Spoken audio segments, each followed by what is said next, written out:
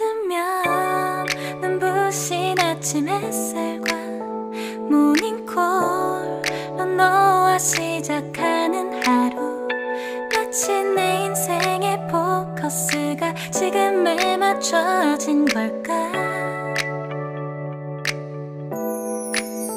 따뜻한 모닝커피의 향기가 오늘 하루도 날 기대하게 만드는 걸.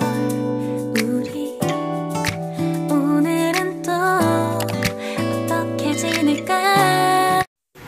So, hello guys! Nandito naman po ako para magkupit ng buhok.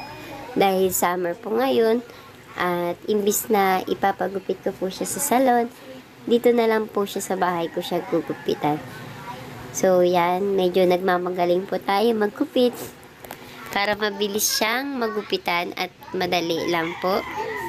Ito po yung una natin gawin. Ayusin muna natin ng kanyang buhok at susuklayan po natin siya. So, yan nga guys. Sinusuklayan ko nga siya para maayos. And medyo suklay lang ng suklay kasi malikot nga po ang ating gugupitan. So, kailangan natin ng ipit. Yan. Suklayan natin siya bago natin siya ipitan ang kanyang buhok. So, ganito po yung pag-iipit ng buhok.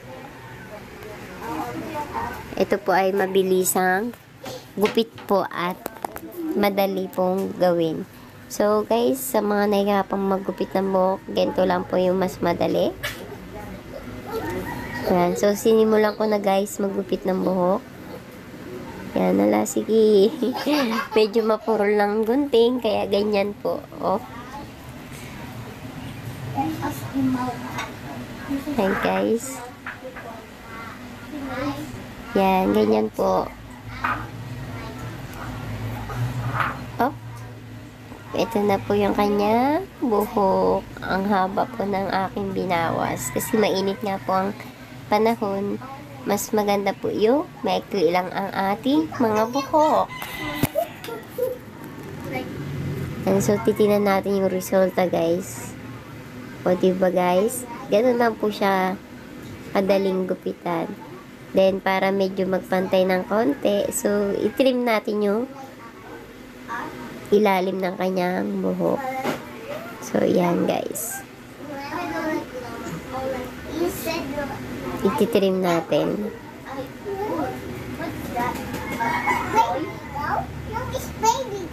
So, yan na.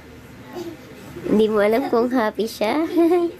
Pero maganda rin po yung kanyang kinalabasan, guys. Yan. Ang ganda daw. Maganda po talaga sa babae ang maiksi ang buhok para mas malinis siya tingnan. So, yan. Thank you for watching. Bye!